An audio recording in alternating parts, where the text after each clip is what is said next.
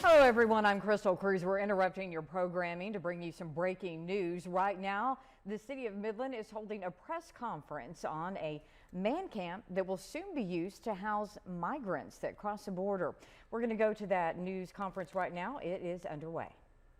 Was not asked of local law enforcement what they thought of this particular location. We found out in the middle of the night on a Sunday night that this was coming to the community. We're doing the best we can to fact find and understand what exactly the community should be expecting in the coming days and weeks. Some answers are available, but a lot are not. And I know the community is dying for answers to these critical questions. We're going to keep asking them. We're going to keep asking the tough questions of what screenings were considered for the migrant populations, how many should be expected in this community, and who exactly we're dealing with and where exactly they're coming from. Right now, Congressman Pfluger is in El Paso. He is on the border as we speak. He is working with Border Patrol and delivering a message to them. What do you need to secure our southern border? What do you need to keep our Texas community safe? And the answers are a lot. And we need to send a message to the administration that Texas right now is in crisis. This is a crisis on our southern border. It's a disorder at the border by executive order, and it needs to stop. We need to bring certainty to Texas. We need to bring certainty to the border situation. We're not afraid to call it a crisis. It needs to be addressed immediately. And it's not fair that Midland has found itself in this situation. We're not going to stop asking the tough questions. Congressman Pfluger's doing it in El Paso, and he's on his way back as we speak, and we will be at the facility this evening. Thank you. Again, we'll have questions for all of us. I want to thank all y'all for coming. This has got to be frustrating for you guys. I know it is. You're going to want to know stuff that we can't tell you. It's frustrating for us. We were not asked about this, what we thought about it. We weren't asked to be prepared to get ready. There's a lot of situations involved in this that is happening and coming into our community that we don't know what it's going to mean. Worst case scenario, it's going to mean some bad things. I learned about it yesterday sitting at home, or Sunday sitting at home watching Fox News, and I watched Governor Abbott announce it. That's how I learned about it, and then the phone started hopping, and been busy ever since. We've been asking questions. We're fortunate enough, Sheriff and I and a few others went out to the facility yesterday afternoon late. It's a very nice facility. It's run by a worldwide company. They have military contracts. They do a lot for major oil companies. Unbelievable facility, so these kids have nothing to want for once they get there. But that's not what's at stake here. What's at stake is our community. How long is this going to last? I can ask all the questions you guys can ask. We were asked if they were vetted. I really wasn't answered on that question. There's just a lot of questions we want to know. So we hope today, tomorrow, to be getting some questions. We're dealing with Craddock, all of them, Cornyn, everybody we can deal with on a state level, a national level, trying to get answers. They're trying real hard to get answers. As soon as we get them, we'll be glad to give them to you, but just bear with us while we work through this. It is a crisis. It's not a situation on the border. It's a crisis. So, thank you. Thanks, Judge. Well, let me just go through a couple of highlights here. Just to reiterate what the judges said, we didn't find out about anything. We were not called. We were not consulted. You heard that for the third time now. No one sent us an email. Emails were sent after the fact for us to even know that something might be happening. We weren't called by the company, so we were hit blind with everything that's happening. Just to set a few things straight, I know there's a lot of rumors out there about what kind of kids are out there, who's out there. We don't know anything about the vetting. What we do know, what we heard today, although this could change, and so before I even finish that sentence, I would beg your pardon if something we tell you today changes.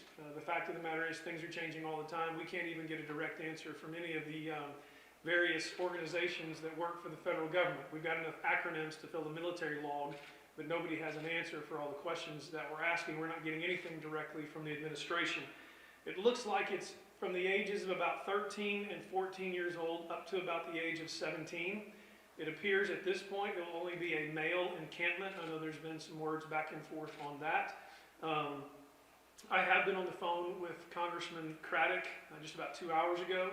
I asked him to begin working with Attorney General Paxton to see if there's anything we could put in place for a stay, realizing that we are dealing with the federal government. As has already been said, we're in constant conversation with August Pfluger's office. I want to thank Mr. Pfluger's office and John for their work getting back with us as quickly as possible. As you've heard already, and I like the way it was said, it's a crisis on the border because of executive order. There's a lot of things that affect us here in West Texas by what the federal government does with oil and gas. I don't think we ever thought that the crisis on the border would also affect us here as well. But I want to differentiate a couple of things that are happening here. I've already gotten phone calls from various clergy members and organizations, and there are two things that we need to keep separate in this entire conversation. One is the kids, the children. They're adolescents, and for the most part, every single one of them are victims of what's happening around them, whether that's through traffickers, whether that's who people are trying to take advantage of them, even those who have names in their pockets with the names of people or next of kin that they might want to contact who can come and claim them. We know there's probably going to be someone else that's going to be shipped up here to replace them, and we are really not going to be able to track the safety of the child who's going to be turned over to someone. So I hope that all of us as West Texans understand we are dealing with minors. We're dealing with kids that if they were in our school system would be occupying our junior highs, our freshman schools, and some in our high schools, who through no choice of their own or through some manipulative choice have become pawns in this national crisis that has been unleashed on us by the policies of Biden. That's the one issue we need to keep in the minds and in our hearts are these kids. And as soon as we find out there's anything people can do for those kids, we'll do everything I know we will as a community, just like we took care of each other through COVID and continue to do so. The other issue is the federal issue, which is a complete tragedy, which is a complete overreach and a complete abuse of our community. Fortunately, we don't have it as bad as Dallas does. It was just released in the AP network that 3,000 kids are headed to the Dallas Convention Center to be sheltered in the Dallas Convention Center. So we have, as August Pfluger told me this morning when we were talking, we don't just have a crisis on the border, but we have a humanitarian crisis that is unfolding in front of us as well, that's only taken less than about 8 weeks to materialize in front of us under the Biden administration. You're hearing us talk about the Biden administration because it's affecting us directly more than anything else right now. So all of our law enforcement is aware, even though the federal government would like to tell us that they're taking care of everything, the reality is they will not be taking care of everything, as we will have to handle the things that are emergencies, and I'll let the sheriff and the police department answer any questions or talk about that if they would like. But we have as much information as we can give you. Even when we were given a promise Sunday of all of our questions being answered, I believe we were told it was going to be Sunday night, that all of our questions were going to be answered. It's now Monday afternoon, and I don't have a hint of an email or a phone call answering any questions. I asked them how long these kids would be here. I said, we don't want them here any longer than 6 weeks. We don't want this place open any longer than 6 weeks. I wanted to know the detailed breakout of the ages of the kids. We don't have an answer to that. Multiple questions we asked that we don't have any answers to. So again, just to reiterate, we're giving you everything we've got. And when politicians say that, usually they're not telling you the truth. But I'm telling you, everything we've got, we're trying to hand over to you because we're trying to get answers to this as well. But it's broken out on the border. As I talked to August this morning, he said, Patrick, it is utter chaos here. He said, they are coming over, and I don't think I'm exaggerating on this, by the thousands, literally by the thousands, just walking across, and we now have a border crisis and a humanitarian crisis that's manifesting itself right here in Midland and Midland County. With that, I'll ask if any of our esteemed officers have any comments, or you just want to wait for questions? Questions? You guys carry a gun and just answer questions. Okay, so the three of us are ready with any questions you have. So guys, why don't you come on up here and we'll see what kind of questions we get. One question is this man camp was originally obviously permitted to be a man camp. Did they ever reapply that you know of to be this kind of a situational occupation? Being out in the county, there's really no permitted process. You're able just to build it and operate it and run it. Understood. They still have, yesterday when we were there, they were, the last 9 residents had just checked out. We also heard they had been preparing in other ways previous to that, but, so it's been operation up until yesterday. The only reason I asked that question is obviously dealing with security. You know, security for man camps is different than security for a place holding underage kids. Don't know who was, you weren't dealing with any of the security out there. They weren't having any issues or anything. And we were told yesterday that HHS would be dealing with the security inside once kids start arriving, and then essentially the county's responsible for whatever happens outside the gate. They do have some DHS folks there to man the gate, not let folks in, but if it happens on the pavement, it's our responsibility, and yet we had no clue it was coming. I think it's important to note that when the feds were telling us yesterday that they would be taking care of security, and I know it's the concern of these two gentlemen here in their departments, if you drive out there, I've known some 13 through 17-year-olds, and I think that little wooden, nice little fence they have out there is probably not going to keep someone from running, and so there's a concern, even though there are Federal Protective Services vehicles all over the place. It's probably a pipe dream. When we hear the federal government say they'll take care of security, it's going to end up on our community as well. So until they do something to notch up that security, it's just a wide open, might as well just be unfenced. What we were told yesterday was that there would be 700 kids there. It would be about a 2-week process, and they were going to build a 10-foot security fence around the entire encampment. It's not quite as big as the horseshoe facility, which is 80 acres, but it's awful large. So if you're just going to do something for 2 weeks, that's a lot of effort to go to, 10-foot security fence and to go around. But it's not in place right now, like the mayor says. Those kids can still jump and run. We kind of feel like they're setting up for the long term, so that's a frustrating part. And so just to be clear, one other thing on, were these kids specifically seeking asylum that you know of, or were they just? I don't think we know any details. We haven't been given anything. The only thing we have been given is that some of them have tested positive for COVID, that they are shipping kids here who are positive for COVID, But they're shipping them on separate buses. on a separate bus, so we can all feel good about that. And we've also asked them point blank, if any of these kids need medical attention, will they be providing that medical attention? And if it basically gets past first aid, it will fall upon our hospital.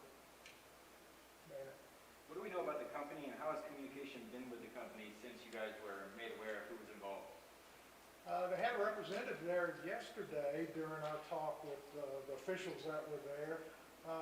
They were talking a 2-week time frame, and just previous to that conversation, the representative of the company had said they had signed a 90-day lease with options for extensions. But that's about all. I do know it's like I say, it's a oil field. They deal with large oil field companies, the Schlumbergers, the Halliburtons, those. I don't mean to pick out any company, but those type of size companies worldwide. They also have military contracts worldwide. So are you expecting them to, after the 2 weeks, you're bringing more kids after 2 weeks? We have no idea. No idea. I think it'd be naive to not expect that. Yeah. I think the fact of the matter is, once one child is gone, they'll ship another child or two in. And for us to even assume that they're going to be here less than a month or less than 90 days is naive unless we get something done. Did all 700 kids arrive last night, or is their children still arriving? The last word I had, 240 are there at this time, and that's the last I've heard. That was earlier in the day. Do you know anything about what the process is going to be moving forward as far as where the children are going to go, where they're going to be released to? I can tell you that we were told yesterday in that same meeting that each child, because we were wondering, what's the disposition of this and how you're going to deal with it, and they said they all come with a list of names in their pocket. And as soon as they, of relatives, and as soon as they contact a relative off of that list, then they will be transported to that, whether it's somebody in Boston or somebody in Miami or whatever. So that's essentially how they're dealing with it. But if they make it here and they got a name, they get to move on and stay. I would use the word relative very loosely. We've been told by those who have this experience that those lists usually include even traffickers that are here. So again, it'd be very naive for us to assume that these kids aren't being caught up in all kinds of different issues. Some of them will have relatives for sure, but if you start just logically thinking about the crossing of the border and then the just wanton choice of kids being selected and moved up here, there is no rhyme or reason to it. So for us to think there's rhyme or reason to how they're going to get to a safe place sort of stretches credulity at best. Do you have any idea how long they've been preparing to bring these children to this facility? All together now? No. No. We know there was a lot of legwork behind the scenes done. Prior to me hearing it on the news, Salvation Army had been out there 24 hours before that. Contracts for the facility were made prior to that, so there was stuff done way prior to us knowing about it. I I wouldn't be surprised if it hadn't been in the works for at least 6 weeks. If you know how government works and how government contracts work and how you get approval, for us to think that this just happened just in a couple of days would once again be quite foolish. Can I ask you guys to come to the mics to respond? That way we can hear you guys better. Is Sure. that right? My question is this taking away resources from Midland County when you guys are dealing with this? Does that take away any law enforcement or any other resources? And how is this being funded? Well, it's a federal deal, so hopefully your taxes are paying for it through your federal income taxes. Right at this moment, we're not expending anything through law enforcement or medical, but those things are going to happen. Count on it. There's going to be issues. We're going to be called out there. We're going to have to deal with things. And the longer it goes on, it's going to end up costing Midland dollars. I don't have anything to add to that. That's just absolutely true. It will cost us. Has there been a discussion of using the facility in Pyote, the youth detention center, as a... There has been no discussion. There are lots of man camps all over the Permian Basin that would have been far better choices than here in Midland or Odessa. And no, there was no discussion. This was just literally, rammed down our throats is what this, that's how it happened.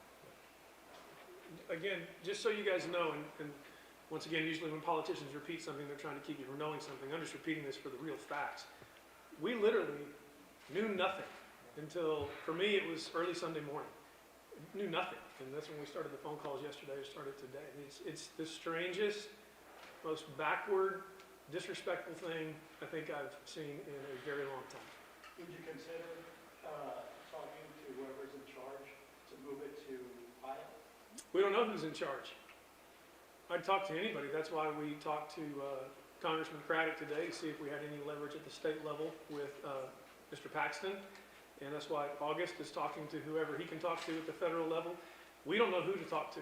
And when we're on a phone call, we're usually on a phone call with about 7 different agencies that all end with an acronym with the letter S behind it. And none of them, I've yet to have one of them answer a question.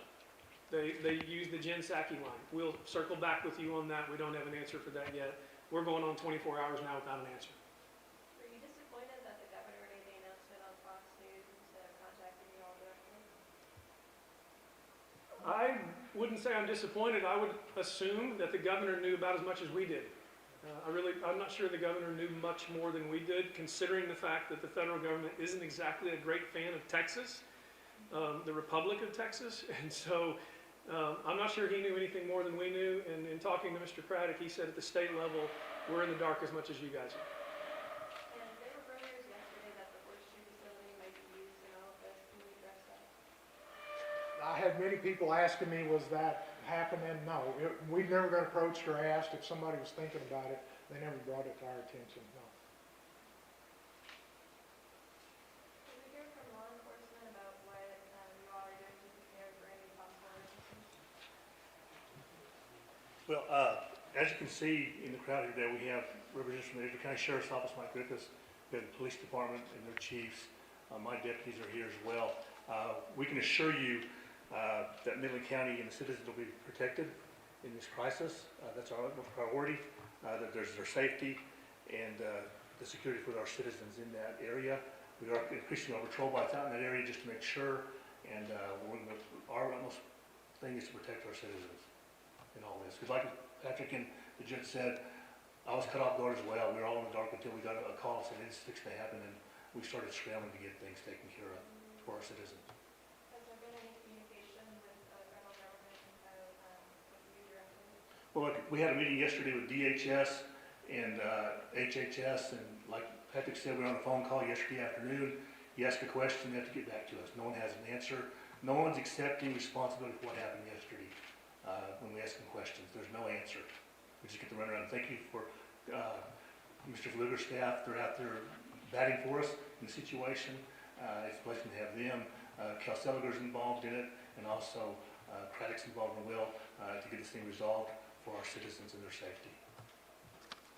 Have you guys gotten any wind of protests or people coming out to this facility now that on social media it's kind of gone around that this is where this location is or where the protest, and if so, how do you plan to respond to that? I don't think anybody's done that yet. I've heard of maybe people talking about that, but we'll just handle it one situation at a time. It's hard to speculate what might happen out there.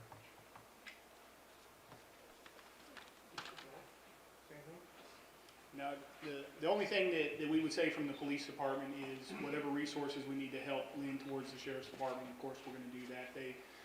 They're obviously point on anything that might happen in the county, and so if that leads to needing us to assist them in any way, we'll absolutely do that. If I might mention something about the protesting, our hope is that well-meaning folks would avoid protesting out there, and for one simple reason. It's the first thing I told everybody about, which is the two issues we're dealing with. We're dealing with kids, and then we're dealing with the federal government. All right, everyone, we are breaking away from the press conference with the Midland Mayor, Midland County Judge, and of course our local law enforcement. Just a few highlights of this press conference that's going on right now. City leaders and county leaders obviously upset that they were not informed about a man camp being used by the federal government to house undocumented immigrants. Right now, they say they just don't have any answers. They haven't had any answers for 24 hours. The first they learned of this was Sunday morning when Governor Greg Abbott made the announcement. They have been calling everybody they could, from our local congressmen and state reps. They just don't have any answers. They said they were promised answers on Sunday night. More than 24 hours later, they have not received them. Here's what we do know. They said, and this information could change, they said that the man camp will be housing children. So they could be between 13 to 17 years old. There will probably be male children. These are unaccompanied children who have crossed the border, no parents, no guardians, nothing. And there has been an influx, let's just put it that way, in the past couple of months across our border here in Texas of unaccompanied children. They can't keep them in with the adults at the normal detention center, so what basically the government is trying to do is put them in a safe place for these children. Again, city leaders, county leaders are pretty angry about this. Still no answers. They also want to point out, though, and Midland Mayor Patrick Payton said, you know, it's a humanitarian it's a crisis at the border with all of these undocumented migrants coming in, but he says it's also a humanitarian crisis. He's asking the community to please just realize that these are children. They could have been victims of drug traffickers, all sorts of crimes. And so he just wants everyone to keep that in mind. He also said he also said pastors and people, church communities are looking at trying to help these kids. Nothing is set in stone yet. Again, they just don't have any answers. They didn't get a phone call, an email, no heads up, nothing. And so they're still searching for answers, and they're trying to find those resources. So we will try to get you more information as we learn more. And we will see you coming up on News West 9 at 4.